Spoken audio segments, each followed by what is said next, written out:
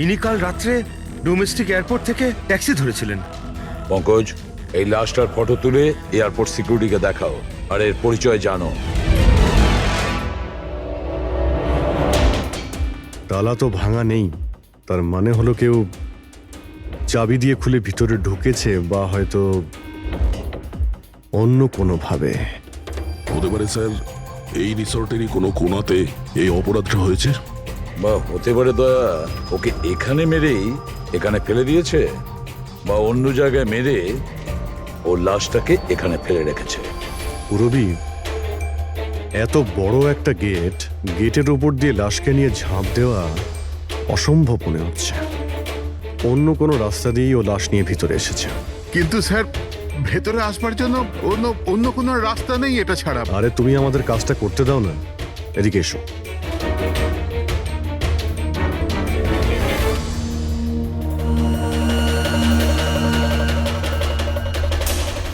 এই দেখো পুরবী, এখানে দেওয়াল ভাঙা রয়েছে, নিশ্চয়ই এখান দিয়ে এসেছিল এই খুনি। তাহলে তো স্যার এখান থেকে কোনো সূত্র পাওয়া যেতে পারে।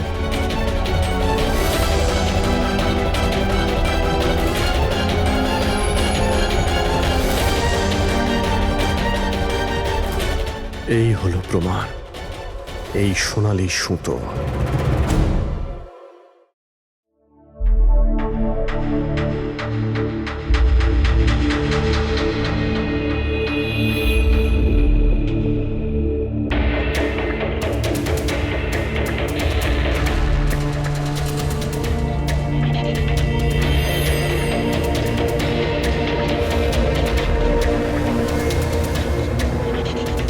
আশ্চর্য ব্যাপার, একটা অদ্ভুত জিনিস লেগে আছে এর গলার উপরে।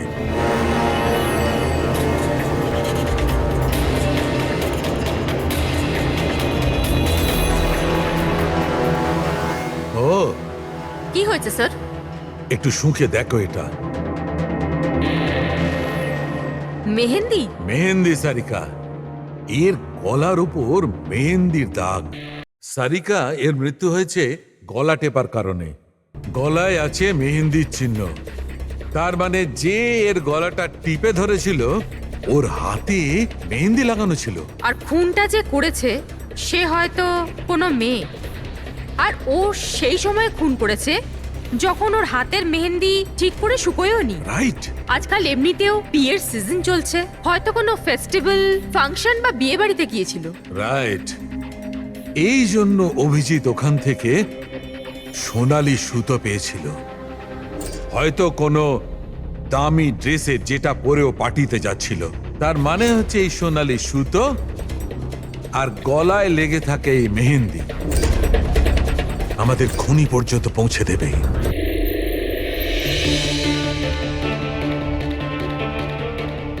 স্যার, এ হলো প্রীতি, শহরের খুব নামকরা মেহেন্দি এক্সপার্ট।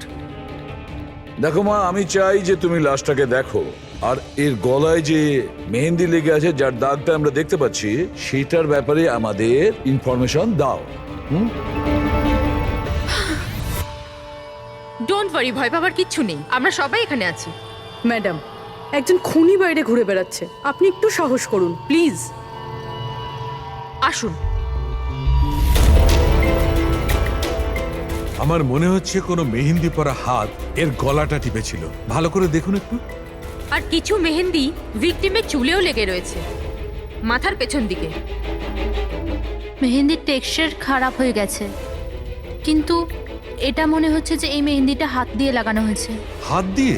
হ্যাঁ স্যার, বেশিরভাগ লোক আলাদা আলাদা ডিজাইন বানানোর জন্য স্টেন্সারের ব্যবহার করে। এই ডিজাইন স্টেনসিলে নয়, হাত দিয়ে করা হয়েছে। হ্যাঁ স্যার। আচ্ছা, আপনি প্লিজ 1 মিনিট এদিকে আসবেন।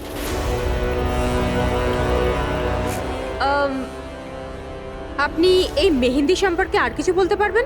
মানে এটা কোন কোম্পানির, কতটা পুরনো, কোথা থেকে এসেছে, এনিথিং যা জানেন। স্যার, মেহেন্দির কালার, টেক্সচার আর স্মেল থেকে মনে হচ্ছে এই মেহেন্দিটা কোনো কমার্শিয়াল কোম্পানির নয়।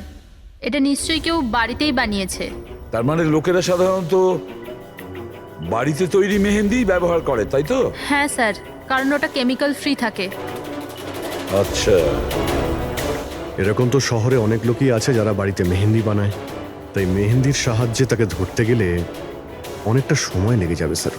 স্যার হ্যাঁ স্যার ভিক্টিমের ব্যাপারে জানতে পেরেছি। হ্যাঁ, একে স্যার ওর নাম দীপেন, দিল্লিতে থাকতো। আর আমি লোকাল পুলিশকে বলে দিয়েছি যে ওর বাড়ির লোককে যেন খবর দিয়ে দেয়। গুড। আচ্ছা প্রীতি, আরো একটু দেখুন যদি আমাদের কিছু বলা যায়।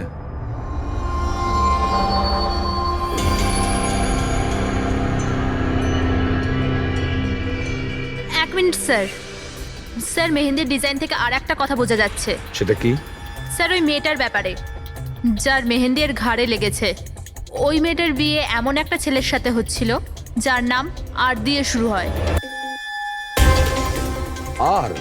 আর লেটার দিয়ে শুরু, সেটা কিভাবে জানা গেল? বেশিরভাগ নতুন বউ যখন মেহেন্দি লাগায় তো নিজের স্বামীর ইনিশিয়াল লেটার হাতে লেখায়। তো স্যার এটা সেই ইনিশিয়াল লেটার। হ্যাঁ বস, উল্টো আর লেখা আছে।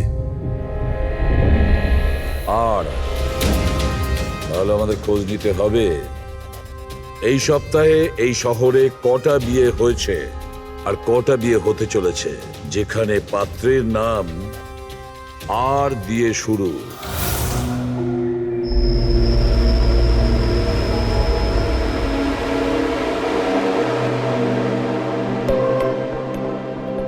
অদ্ভুত স্যার, এই মাসে 120 জনের বিয়ে, একই মাসে এতজনের বিয়ে। হ্যাঁ পঙ্কজ, এখন বিয়ের ভালো লগ্নসা আছে। যদি তুমি বিয়ে করো তো সময়টা একদম ঠিক। আরে বিয়ে আর কি করে করব স্যার? কি হলো, কজন পাত্রের নাম পেলে? হ্যাঁ স্যার, সব মিলিয়ে 12 জন আছে যেখানে পাত্রের নাম আর দিয়ে শুরু হয়। আচ্ছা, হ্যালো, হ্যাঁ হ্যাঁ হ্যাঁ হ্যাঁ স্যার, এর গাড়িটা দেখছি একটা শব্দেই আটকে আছে। হ্যাঁ হ্যাঁ হ্যাঁ হ্যাঁ হ্যাঁ, ওকে ওকে, থ্যাংক ইউ। স্যার, হ্যাঁ পঙ্কজ, দিল্লি থেকে অফিসার ফোন করেছিলেন। উনি বলছিলেন যে দীপেনের বাড়িতে গিয়েছিলেন কিন্তু কেউ ছিল না। আর প্রতিবেশীকে জিজ্ঞেস করে জানতে পেরেছেন ওর একটা বোনও আছে। শালিনীর নাম্বার দিয়েছেন উনি? হ্যাঁ স্যার, পাঠিয়েছেন। আর উনি বলছিলেন যে দীপেন মাত্র 4 মাস আগেই ওখানে শিফট হয়েছে। একটা মেয়ের সঙ্গে ব্রেকআপ করে আর অন্য কারোর সঙ্গে বিয়ে করে নেয়। এই জন্য শালিনীর সঙ্গে ওর ঝগড়া হয় আর সেই জন্য এখানে চলে আসে। কি নাম বললে ওই মেয়েটির যে দীপেনকে মনে আঘাত দিয়েছে? ইরা। ইরা? স্যার হতে পারে কালকে রাত্রে দীপেন ইরার বিয়ে পণ্ড করতে এসেছিল এখানে, আর ইরা ওকেই মেরে দিয়েছে। আচ্ছা, এই ওয়েডিং কার্ডসে ইরা নামের কোনো মেয়ের কার্ড আছে?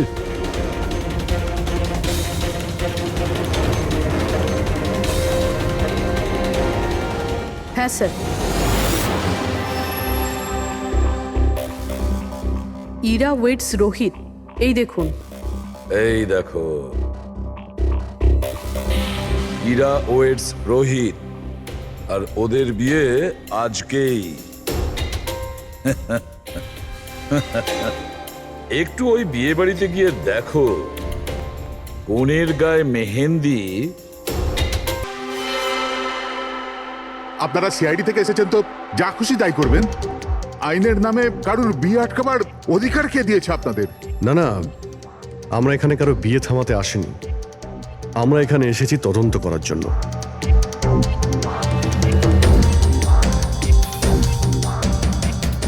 কিন্তু স্যার, আপনাদের এই তদন্ত আমার বোনের বিয়ের পরেও তো করতে পারেন। যত তাড়া আছে আপনাদের এই বিয়েটা করানোর জন্য, তার থেকে বেশি তাড়া আছে আমাদের খুনিকে ধরার জন্য।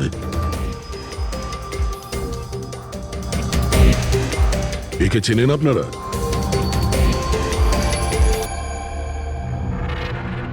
এটা তো দীপেন। মানে চেনেন কি করে? স্যার অ্যাকচুয়ালি ওই দীপেন আমার বোনকে ভালোবাসতো, কিন্তু কিছুদিন আগে ওদের ব্রেকআপ হয়ে যায়। আমি বলেছিলাম না যে চলো ফিরে যাই, কিন্তু আমার কথা শুনছে না কে? দেখো এবার সিআইডিও চলে এসেছে। জানি না কি কুক্ষণে এদের সঙ্গে আমরা সম্বন্ধ তৈরি করেছি। দেখুন, দীপেনের ঘাড়ে আমরা কিছু মেহেন্দির চিহ্ন দেখতে পেয়েছি, আর আমাদের সন্দেহ যে সেই চিহ্ন ইরার হাত থেকে এসেছে।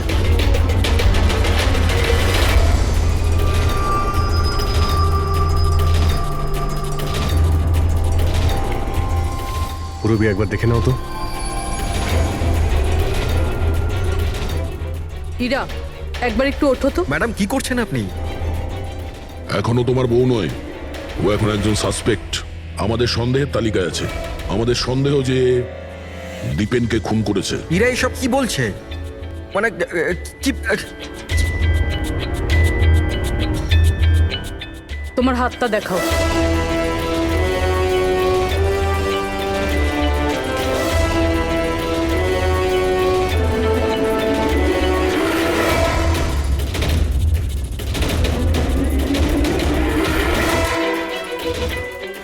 স্যার এর মেহেন্দি তো একদম ঠিক আছে।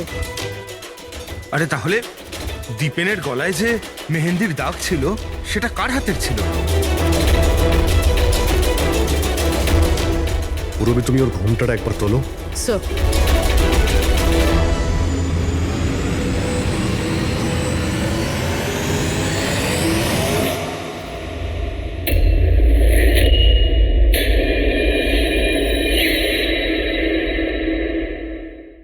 অমৃতা, তুমি এই মণ্ডপে কি করছো? আর আমার মেয়ে ইরা কোথায় বলো? অমৃতা? এ কে? এ আমার মেয়ের বন্ধু হয়। ও, মণ্ডপ থেকে তাহলে কোণে উধাও, আর কোণের জায়গাতে তার বান্ধবী বিয়ে করছে। এসব কি হচ্ছে এখানে? হ্যাঁ স্যার ওই আসলে কাল রাতে আরে ফ্লার্ট কে করছে রে ভাই? আমি তো তোমার প্রশংসা করছি। আচ্ছা তাই নাকি? প্রশংসা করছো? হ্যাঁ, তুমিও না একদম পাল্টাবে না।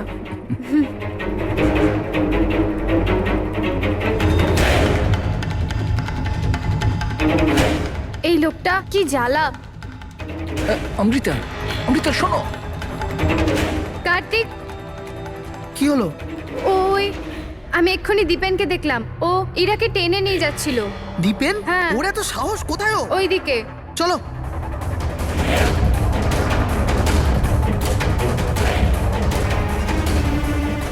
কোথায় গেল এরা দুজন? কি জানি।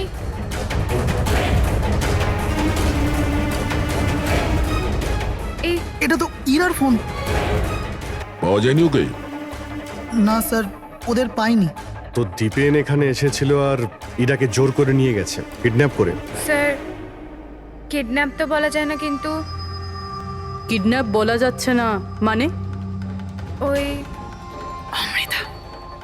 অমৃতা, এটা একটা মার্ডার কেস, আর সিআইডির কাছ থেকে কিছু লুকোনোর চেষ্টা করলেও সেটা খুব খারাপ হবে। অমৃতা, যা জানো সত্যি সত্যি বলো। স্যার স্যার সত্যি তো এটা যে ইরা এই বিয়েটা করতেই চাইছিল না। ও তো দীপেনকে ভালোবাসতো। ও তো শুধু বাড়ির লোকেদের চাপে পড়েও এই বিয়ের জন্য রাজি হয়েছিল। অমৃতা চুপ করো। আমি তো আগে থেকেই জানতাম এরা হলো 420। আর কি কি রহস্য রয়েছে যা এখনো সামনে আসতে চলেছে? এখানেই বলবেন নাকি সিআইডি ব্যুরোতে গিয়ে চা খেতে ইচ্ছে করছে? হ্যাঁ স্যার, ব্যাপারটা হলো গত কমাস ধরে আমার ব্যবসা ঠিকঠাক চলছে না। আমার প্রচুর লোকসান হয়ে যাচ্ছিল। সুশীল বাবু আমার বিজনেসটাকে স্টেবল করবার জন্য প্রচুর সাহায্য করেছে। তো নিজের মেয়ের বিয়ের ডিল করেছিলেন আপনি, যাতে আপনার ডুবে যাওয়া বিজনেসটা আবার ভালো মতো দাঁড়িয়ে যায়, কি? তাই ইরা উধাও হয়ে যাওয়ার পর অমৃতাকে এই মণ্ডপে বসিয়েছেন, যাতে কোনোভাবেই এই বিয়েটা না আটকায়। বাহ। আর অমৃতা, তুমি এই পুরো ষড়যন্ত্রে এত সহজেই যোগদান করলে? আমি এসব কিছুই জানতাম না। আমাকে তো কার্তিক বলেছিল যতক্ষণ ইরাকে পাওয়া যাচ্ছে না আমি এখানে বসে থাকি। এখনই তো 7 পাক হতো, তারপর বিয়েও করে নিতে আমাকে ঠকিয়ে। না, আমি মণ্ডপ থেকে বেরোতেই যাচ্ছিলাম, আর তখনই সিআইডি এখানে চলে এলো, আর সত্যি সবার সামনে চলে এলো। অর্ধেক সত্যি তো সামনে এসছে, আর বাকি অর্ধেক সত্যি সামনে আসবে যখন এটা জানা যাবে যে দীপেনকে মারার পর ইরা কোথায় চলে গেছে। আমার মেয়ের উপর মিথ্যে অপবাদ দেবেন না স্যার। ও তো দীপেনকে ভালোবাসতো, ও কেন খুন করবে ওকে? যদি আপনার মেয়ে নির্দোষ হয় তাহলে ও বাড়িতে ফিরে আসেনি কেন? দীপেন খুন হওয়ার পর থেকেও।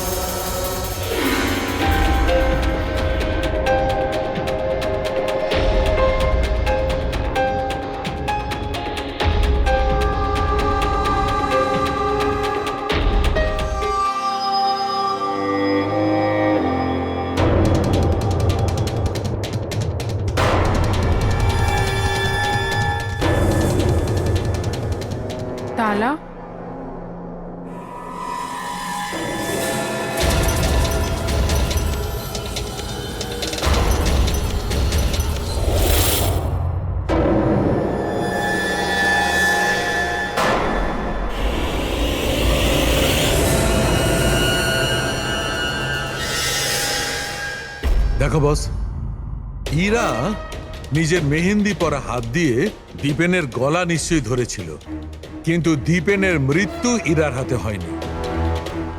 দীপেনের মৃত্যু হয়েছে কি করে?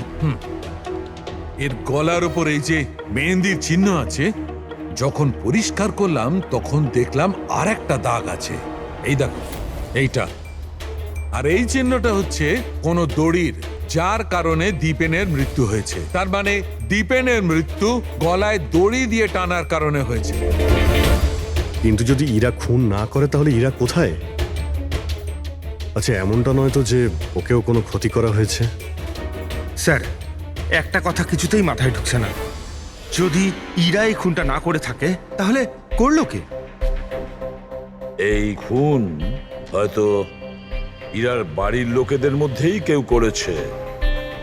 আর তাছাড়া দীপেনের উপস্থিতি ওরা পছন্দ করেনি। হতে পারে দীপেনের কারণে বিয়েতে কোনো বাধা আসবে, সেই জন্য দীপেনকে খুন করে দিয়েছে। স্যার, স্যার, ইরার ফোন থেকে জানা গেছে যে ওর নিখোঁজ হওয়ার 3 ঘন্টা আগে দীপেনের বোন শালিনীর ফোন আসে। ও দিল্লি থেকে বম্বে চলে তো আসে, কিন্তু ফোন তুলছে না। শালিনীর ফোন ট্র্যাক করো, দেখা তো যাক ও এখন কোথায় আছে। আর বাকি রইল ওই সোনালি সুতো, কার হতে পারে?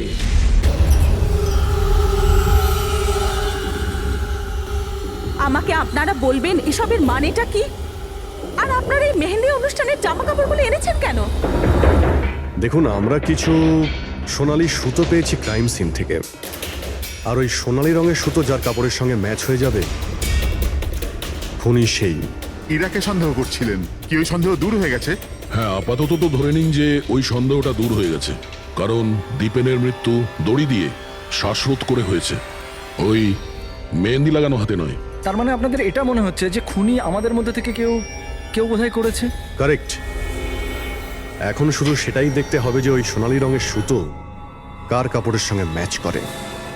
আশ্চর্য, রেশমের ছোট ছোট টুকরো থেকে আপনারা এত বড় একটা সিদ্ধান্ত নেবেন। জানি না ওই টুকরোটা ম্যাচ করবে কিনা।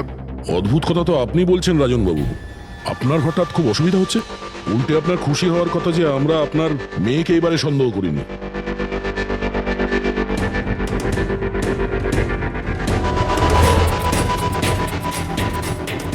স্যার, এই সোনালি সুতোটা রাজেনের পাঞ্জাবির সাথে ম্যাচ করে। স্যার, এই দেখুন, সুতোটা এইখান থেকে ছিঁড়েছে।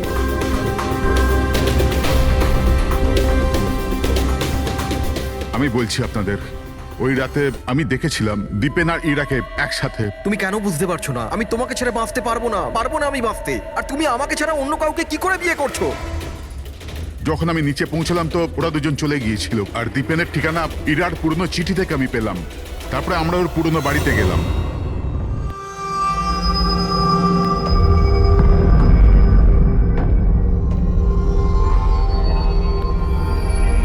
এ কি, দীপেন এখানে? ইরা, ইরা, ইরা, ইরা, ইরা, ইরা মা।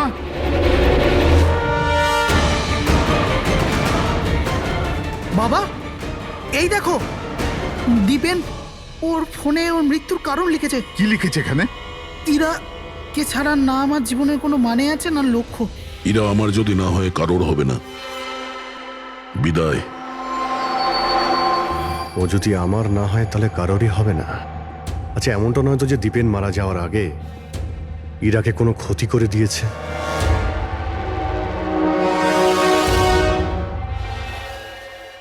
হ্যাঁ পঙ্কজ, হ্যাঁ, দীপেনের বোন শালিনীর মোবাইল ফোন ট্র্যাক হয়ে গেছে।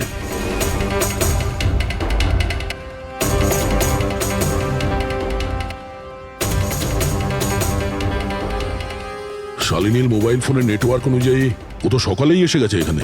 হ্যাঁ, কিন্তু আমাদের ফোন তুলছে না কেন?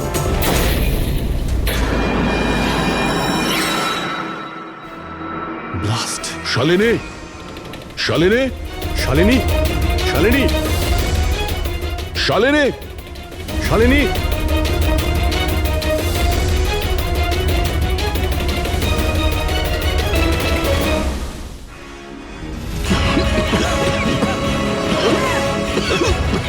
শালিনী শালিনী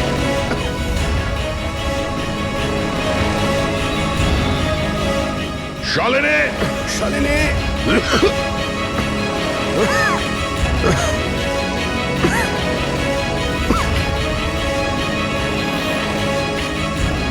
অভিজিৎ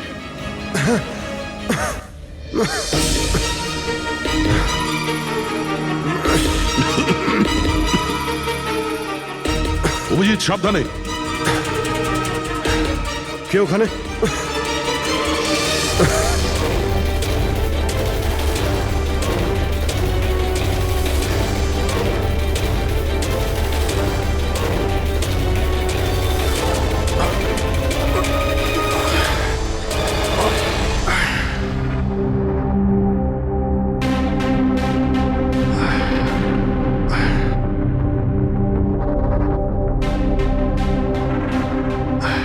হ্যাঁ অভিজিৎ, দয়া এবার চোখ ঠিক আছে? হ্যাঁ স্যার ঠিক আছে। এটা তো ভালো হয়েছে স্যার আমরা ওই বিষাক্ত গ্যাসে বেশিক্ষণ থাকিনি, কিন্তু স্যার শালিনী আর ইরার অবস্থা খুব একটা ভালো নয়, ডক্টর ওদের দেখছে। কোন বিষাক্ত গ্যাস ছিল ওখানে? স্যার সেটা তো জানি না, কিন্তু আমার মনে হচ্ছে টাইম স্মোক বোম ছিল ওখানে। এই দীপেন স্যার পুরো প্ল্যান করে রেখেছিল। আত্মহত্যার পরে ও ইরাকেও রাস্তা থেকে সরাতে চেয়েছিল। হ্যাঁ স্যার, ও তো সুইসাইড নোটে লিখেও ছিল যে ইরা যদি ওর না হয় কারোর হবে না। স্যার হ্যাঁ ডক্টর, ইরা কেমন আছে? স্যার ও এখন আউট অফ ডেঞ্জার, কিন্তু ওর এখনো জ্ঞান ফেরেনি। আচ্ছা, আর Shalini? I am sorry sir, আমরা ওকে বাঁচাতে পারিনি।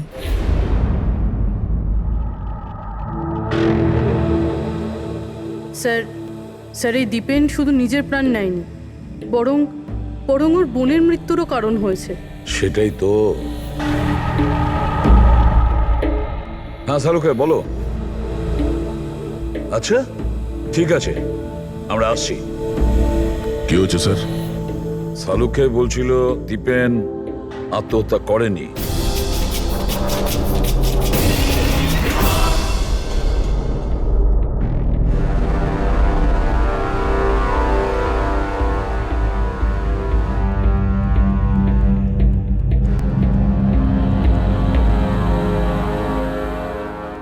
আরে বলে ফেলো না শালুকে, একবার ফাইনালি বলে দাও, দীপেন আত্মহত্যা করেছে নাকি ওকে খুন করা হয়েছে?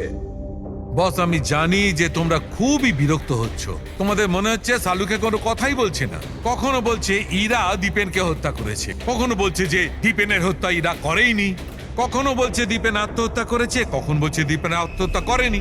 কিন্তু আমি কি করব ভাই, এই কেসটার সূত্র খুব অল্প অল্প করে আসছে। আরে স্যার যে প্রমাণ পেয়েছেন সেটা নিয়ে কিছু বলুন না। দেখো বস, যখন কোনো মানুষকে ফাঁসির দড়িতে ঝোলানো হয় আর যখন দড়িটায় টান পড়ে তখন ও শ্বাস বন্ধ হতে থাকে, আর তখন সে শ্বাস নেওয়ার জন্য ছটফট করে, তার ঘাড়টা নড়তে থাকে, আর ঘাড় নড়ার কারণে ফাঁসটা চেপে বসে, আর ওর ঘাড়ের ঠিক পেছন দিকে ওই ফাঁসির দড়ির গিঁটের চিহ্নটা দেখা যায়।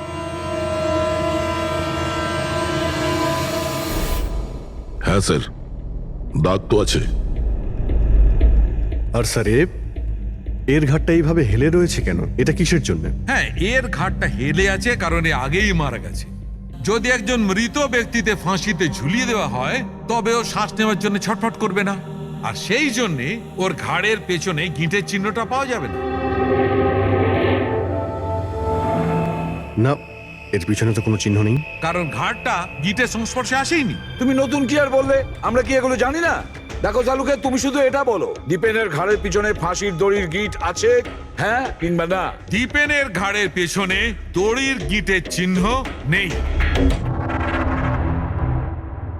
এসো আমি দেখাচ্ছি। এই দেখো বস, দীপেনের ঘাড়ের ওপর কোনো চিহ্ন নেই। ও, তার মানে খুনি আমাদের ভুল বোঝাচ্ছিল, আগে থেকেই মরে যাওয়া লোককে ঝুলিয়ে দিয়েছে যাতে মনে হয় আমাদের সুইসাইড করেছে। অনেক লম্বা প্ল্যানিং করেছিল। এমন কেউ রয়েছে যে দীপেন আর ইরা দুজনকেই মারতে চেয়েছিল। আর ওই সুইসাইড নোট, সেটাও খুনি লিখেছে। হ্যাঁ স্যার, দীপেনের সুইসাইড নোট দীপেন নিজে লেখেনি। আমি এই মেসেজের অ্যানালাইসিস করিয়েছি একজন লিঙ্গুইস্টিক এক্সপার্টকে দিয়ে। ডক্টর সারিকা, এই লিঙ্গুইস্টিক এক্সপার্ট কি হয়? স্টাইলোমেট্রি নামের একটা শিল্প হয়। যেমন ধরুন, যেমন প্রত্যেক মানুষের আঙ্গুলের ছাপ আলাদা আলাদা হয়, ঠিক তেমনই তার হাতের লেখা স্টাইল, তার ধরন আলাদা আলাদা হয়। প্রত্যেকটা মানুষের লেখার ধরন আলাদা। কেউ অক্ষরগুলোকে একটু ছোট ছোট লেখে, কেউ অক্ষরগুলো বড় বড় লেখে, মাঝখানে অনেকটা ফাঁকা থাকে। কেউ একদম সোজা লাইনে লেখে, কেউ এবড়ো খেবড়ো লেখে।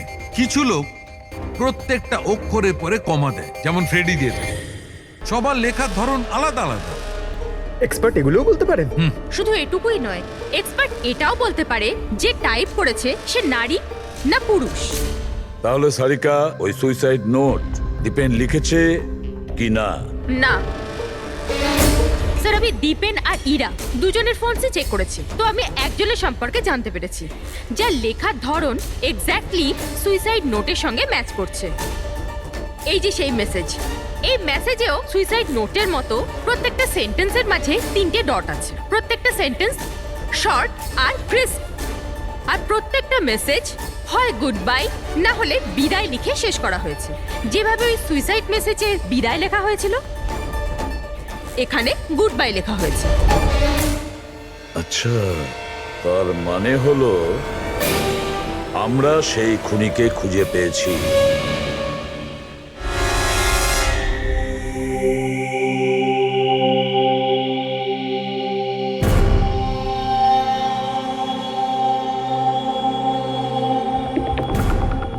হ্যাঁ, হুমকি দিচ্ছি, কি করবি তুই? সিআইডির সামনে কাউকে হুমকি দেওয়া ভালো কথা নয়। কিন্তু আমি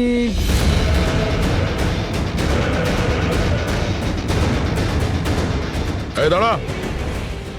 আরে আরে আরে ললিত বাবু, কোথায় পালাচ্ছেন? এটা তো বলে যান যে দীপেনকে খুন করতে গেলেন কেন? এটা এটা আপনি কি বলছেন? আমি আমি কাউকে মারিনি। আচ্ছা, সত্যি কথা বলবি নাকি? বলবি নাকি মাথাটা ঢুকে দেবো নিচে? আমি মেরেছি। প্লিজ প্লিজ আমাকে নিচে নামো, চল, এক তো তুই দীপেনকে খুন করেছিস, আর তার উপরে এটা দেখাতে চেয়েছিস যে ও সুইসাইড করেছে। হ্যাঁ, ইনফ্যাক্ট আমি ওর সুইসাইড নোটটা লিখেছিলাম, কিন্তু কি? এগুলো আমি আমার নিজের জন্য করিনি, অন্য কারোর বলাতে করেছিলাম। কার কথায়? ডাক্তারবাবু, আমার মেয়ের জ্ঞান কখন ফিরবে? ভয় পাওয়ার কিছু নেই, খুব তাড়াতাড়ি জ্ঞান ফিরে যাবে।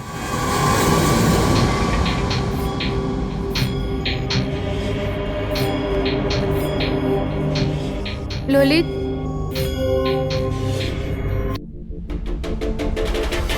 তোমার হাতে হাত করা কেন লাগানো আছে?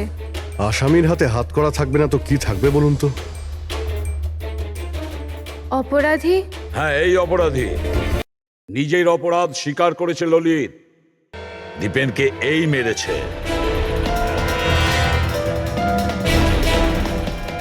ললিত, এনারা সবাই কি বলছেন, আর তুমি কেন করলে এইসব? দেখলেন স্যার, অবাক হওয়ার কি সুন্দর অ্যাক্টিং করছে এরা। যেখানে সত্যি এটাই যে ললিতকে খুন করতে বলার আসল অপরাধী এখানে এই রুমে উপস্থিত আছে। হ্যাঁ, এটা আপনি কি বলছেন?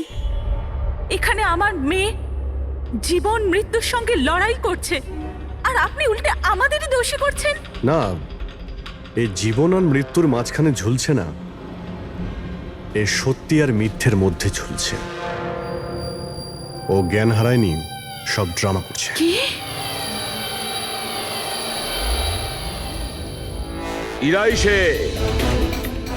ইরাই ললিতকে বলেছে দীপেনকে মেরে ফেলার জন্য। এই কি সব কথা বলছেন আপনারা? অবস্থা দেখুন এর। আপনাদের মনে হয় যে এই জেনে শুনে বিষের কন্ট্যাক্টে গেছে? স্যার, ইঞ্জেকশন লাগিয়ে দিই? হ্যাঁ হ্যাঁ, নিশ্চয়ই, তাড়াতাড়ি। এটা কিসের ইঞ্জেকশন লাগাচ্ছেন আপনারা?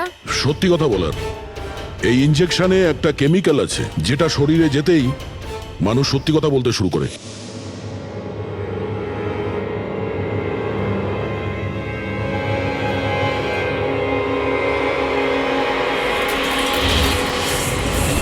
না, শুনুন, ইরা, ইরা, আরে রে কোথায় যাচ্ছে? দাঁড়াও। ইরা থামো ইরা। এর মানে হলো যে সিআইডিরা ঠিক কথা বলছেন। আর মিথ্যে বলে কোনো লাভ নেই। এই ললিত তোমার মুখোশ খুলে দিয়েছে। এটা কি করলে ললিত? নিজে ফাঁসছিলে তার সাথে সাথে আমাকেও ফাঁসিয়ে দিলে। এরা এই প্রতিজ্ঞাটাই তো আমরা করেছিলাম ভালোবেসে, যে আমরা একসাথে বাঁচবো আর একসাথে মরবো। কি তোমরা দুজন একে অপরকে ভালোবাসো? এসব কবে? ইরা, তুই তো দীপেনকে ভালোবাসিস। হ্যাঁ, ও চাইতো, কিন্তু হঠাৎ করে ললিতকে ভালোবেসে ফেলে। আর এই সব কিছু করেছে ও নিজের বিয়ে ভাঙার জন্য। কিন্তু ভাগ্যক্রমে ইরার কাছে শালিনীর কল আসে যে দীপেন ইরার বিয়ে আটকাতে এসছে। আর ইরা খুব বড় প্ল্যান করেছিল। দীপেনের কাঁধে বন্দুক রেখেও গুলি চালাতে চেয়েছিল। আর আমরা ভেবেছিলাম যে প্রথমে আমরা দীপেনকে মেরে দেবো।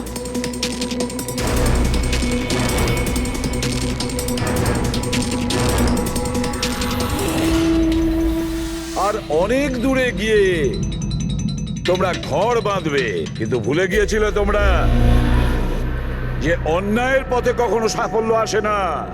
বুঝেছো? আমাদের প্ল্যান একদম ঠিকঠাক চলছিল, কিন্তু বাবা আর কার্তিক এসে আমাদের প্ল্যানে জল ঢেলে দিল।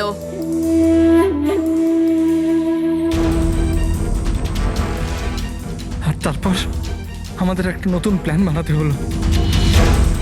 আর ওই নতুন প্ল্যানেও আমার মরার অ্যাঙ্গেলটা ছিলই। বোমের ব্যবস্থা হয়ে গেছে। তুমি বোম ঠিক করে চেক করেছো তো? হ্যাঁ হ্যাঁ, করে নিয়েছি। কিছুক্ষণের মধ্যে বোম ফেটে যাবে। আর লাশের বন্দোবস্ত করেছো? হ্যাঁ, অসুবিধা ছিল, কিন্তু কিছু টাকা দিয়ে ওই লাশটাও পেয়ে গেছি। ব্যাস, তাহলে হয়ে গেছে কাজ। আমি লাশকে আবার নিজের জামা কাপড় পরিয়ে দেবো, আর যখনই বোম ফাটবে তখন সবার মনে হবে যে দীপেনের সাথে সাথে আমিও মরে গেছি। আচ্ছা, আমি বোমটা চেক করে আসি। ওকে।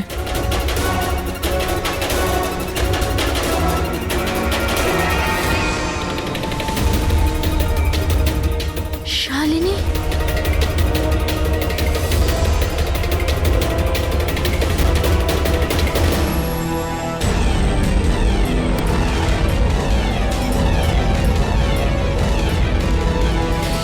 আর সেই কারণে তুমি শালিনীকে মেরে ফেলেছো। তো আর কি করতাম? সব দেখে নিয়েছিল, কোনো উপায় ছিল না। কিন্তু একটা কথা বোঝা গেল না, যে ওই বিষাক্ত গ্যাস ব্যবহার করেছিলে কেন? বিষাক্ত গ্যাস দিয়ে তো মুখ বদলে যাবে না ওই মর্গের মৃত লাশটার? হ্যাঁ, তাহলে তুমি এটা কি করে ভাবলে যে আমরা ওটাকে তোমার লাশ ভাববো? আমরা বিষাক্ত গ্যাস ব্যবহার করতে চাইনি। আমরা ওই বাড়িটাকে বোম দিয়ে ওড়াতে চেয়েছিলাম, কিন্তু এই ললিত ভুল করে কি বোম নিয়ে এসেছিল যেটা ফাটলই না, ফুস হয়ে গেল। আর এর আগে আমরা আর একটা বোমের ব্যবস্থা করতাম। আপনাদের গাড়ি আসার আওয়াজ আমরা শুনতে পেলাম, তখন আমাদের প্ল্যানটা চেঞ্জ করতে হলো। আর ও আমাকে ওখানেই বেঁধে চলে গেল, যাতে সবার মনে হয় যে অপরাধ আমি করিনি, আমার সাথেই হয়েছে। আর তারপর আমি বাড়ির অন্য একটা দিকে গিয়ে লুকিয়ে পড়লাম, যেখানে কোনো গ্যাস ছিল না। আর তারপর আমি ওখান থেকে প্রাণ বাঁচিয়ে পালালাম। আমরা এটা চাইছিলাম যে আপনাদের যাতে মনে হয় এই সমস্ত কাজকর্ম দীপেন করেছে। ও নিজে তো আত্মহত্যা করে নিল, কিন্তু ইরাকে মারতে অসফল হয়েছিল। নিজেদের জীবনটাকে সুন্দর করবার জন্যে একটা নয়, দুটো নয়, তিনটে প্ল্যান করেছিলে তোমরা। আর দুটো নিরীহ লোকের প্রাণও নিয়েছো তোমরা।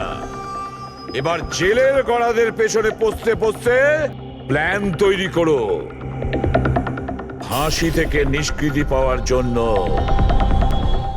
স্যার, আমি এই মলের ম্যানেজার মনীষ স্যার। আমি আপনাদেরকে এখানে ফোন করে আসতে বলেছি। লাশকে হাত দেওয়া হয়নি তো? না স্যার, আমি এখানে কোনো জিনিসে কাউকে হাত লাগাতে দিইনি। ঠিক আছে, ফ্রেডি, পঙ্কজ, নিচে সিকিউরিটির সঙ্গে থাকো।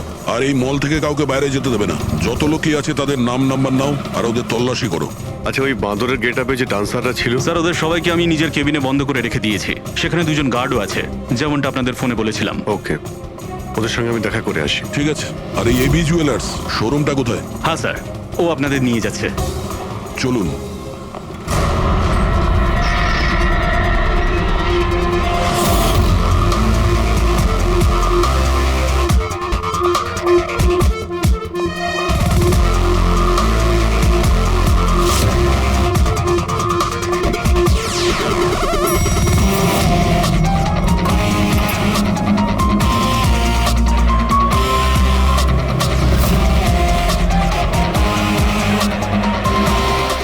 হচ্ছেন আনন্দ স্যার, এভি জুয়েলার্স এর মালিক, আর এরা এভি জুয়েলার্স এ কাজ করে। Hello sir. ঠিক আছে।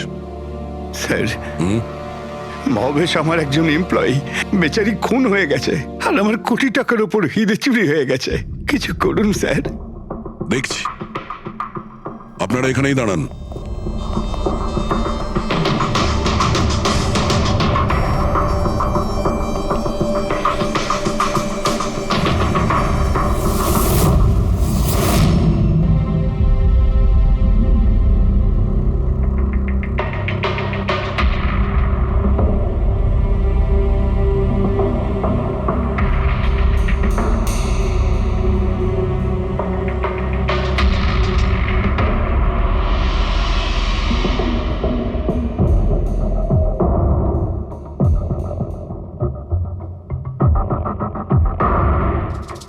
এই রড দিয়ে মাথায় অনেকবার মারা হয়েছে।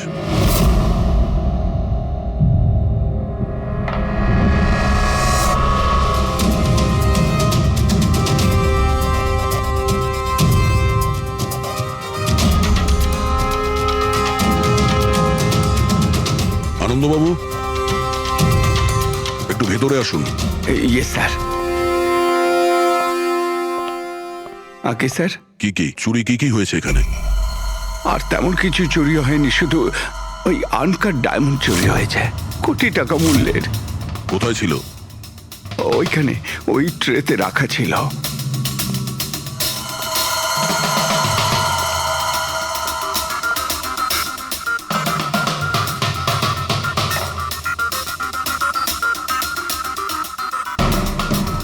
স্যার মনে হচ্ছে খুন শুধু আনকাট হিরেগুলোর জন্য হয়েছে, কারণ বাকি অন্য জুয়েলারি তো একই রকম আছে।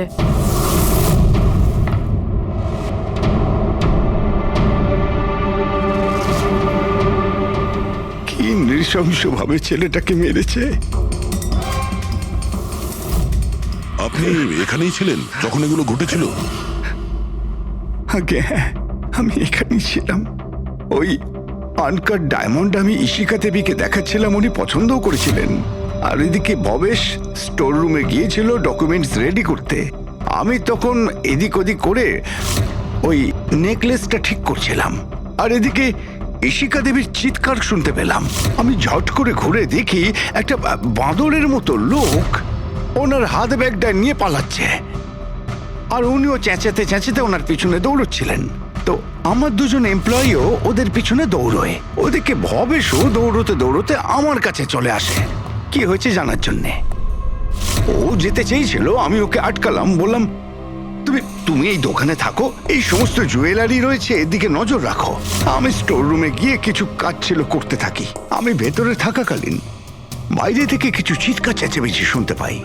আমি তাড়াতাড়ি বেরিয়ে এসে দেখি যে ভবেশ মরে পড়ে আছে, রক্তে ভেসে যাচ্ছে। এখানে বাঁদরের পোশাক পরে একজন দাঁড়িয়ে ছিল। আমি ওকে ধরবার চেষ্টা করি, কিন্তু ও আমাকে এইখানে মারে আর পালিয়ে যায়। আর আমার কোটি টাকার হিরে নিয়ে পালিয়ে গেছে স্যার। বাঁদরের ছদ্মবেশে মানুষ। এই সিসিটিভি ক্যামেরাও ভেঙে দিয়েছে খুনি, হ্যাঁ? আমরা এর ফুটেজ দেখতে চাই, ভাঙার আগেরটা। আচ্ছা স্যার।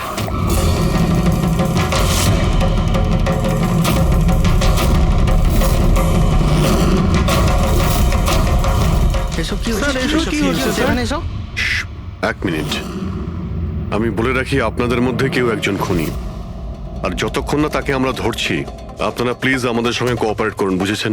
আমরা স্যার কি করে বুঝতে পারবো খুনিকে? তখন তো সবাই মুখে মাস্ক পরেছিল, আমরা একে অপরকে কাউকে চিনি না।